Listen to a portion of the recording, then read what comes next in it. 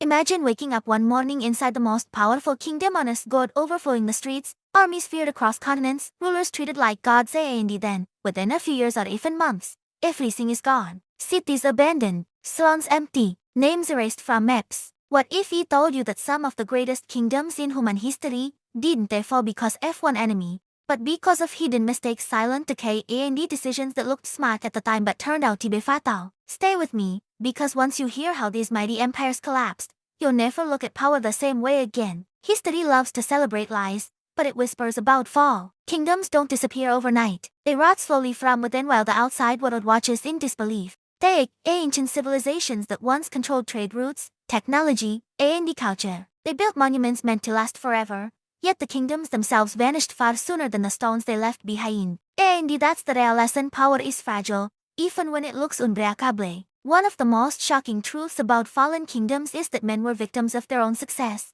Expansion brought wealth, but it also brought overconfidence. Rulers believed their borders were too wide to fail, their armies too strong to lose, their systems too advanced to collapse. But as territory grew, control weakened, communication slowed, corruption crept in quietly, local leaders began serving themselves instead of the crown. By the time the central power noticed, it was already too late. Another silent killer was inequality. In many great kingdoms, the elite lived in luxury beyond imagination while common people struggled to survive. Heavy taxes, forced labor, and unfair laws created anger that simmered for generations. When disaster struck, whether famine, invasion, or disease, the people no longer cared to defend the crown. Some even welcomed collapse, believing anything would be better than the life they were trapped in. A kingdom without the loyalty of its people is already dead. It just hasn't fallen yet. Environmental collapse played a role far more often than we're taught. Kingdoms relied on rivers, fertile land, and predictable seasons. When climate shifted, crops failed, forests were chewed too fast,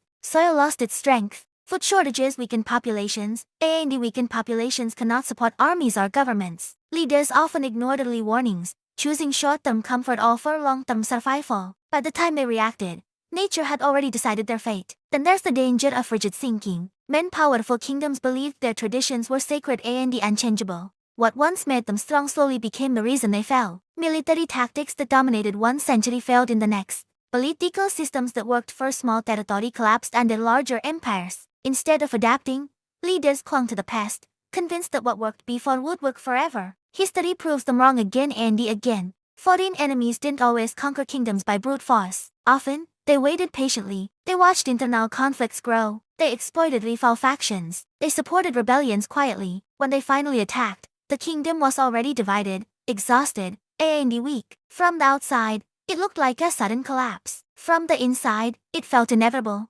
Leadership failure is another recurring pattern. Great kingdoms sometimes survived bad kings, but rarely survived a series of them. When leadership turned incompetent, cruel, or disconnected from reality, trust disappeared. Decisions were made to protect the throne, not the people. Advisors told rulers what they wanted to hear, not what they needed to know. The result was disaster disguised as stability. Some kingdoms fell because they relied too much on fear. Terror can control people for a while, but it destroys loyalty. When fear is the only thing holding a kingdom together, the moment that fear weakens, everything collapses. Armies defect, cities rebel, allies vanish. Fear creates silence, and the silence hides problems until they explode. Technology, surprisingly, also contributed to downfall. Kingdoms that once led innovation stopped investing in progress. Others relied too heavily on outdated advantages. When rivals adopted new weapons, new strategies, or new economic systems, old powers were caught unprepared. The same walls that once protected cities became traps. The same armies that once inspired fear became obsolete.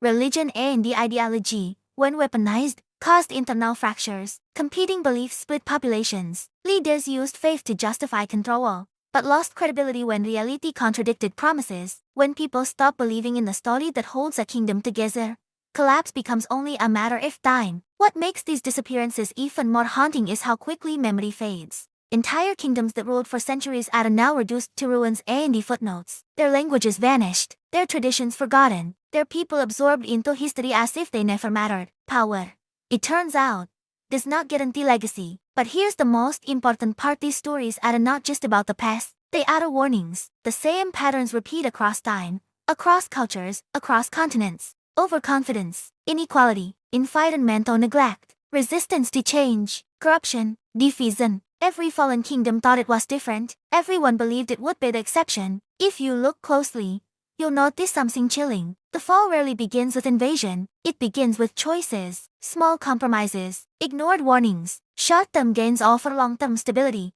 Kingdoms don't fall because they are attacked. They fall because they stop protecting what actually matters. And this is why these stories matter today. Not because we want to mourn lost empires, but because understanding their failures helps us recognize danger before it's too late. History is not entertainment, it's a survival guide written in blood, stone, and silence. If this video made you see history differently, if it made you question how power really works, then you already understand why this channel exists. We don't just tell stories, we explore truths hidden behind glory and myth. And this is only the beginning. Subscribe now, because the greatest kingdoms may have disappeared but their lessons are more relevant than ever.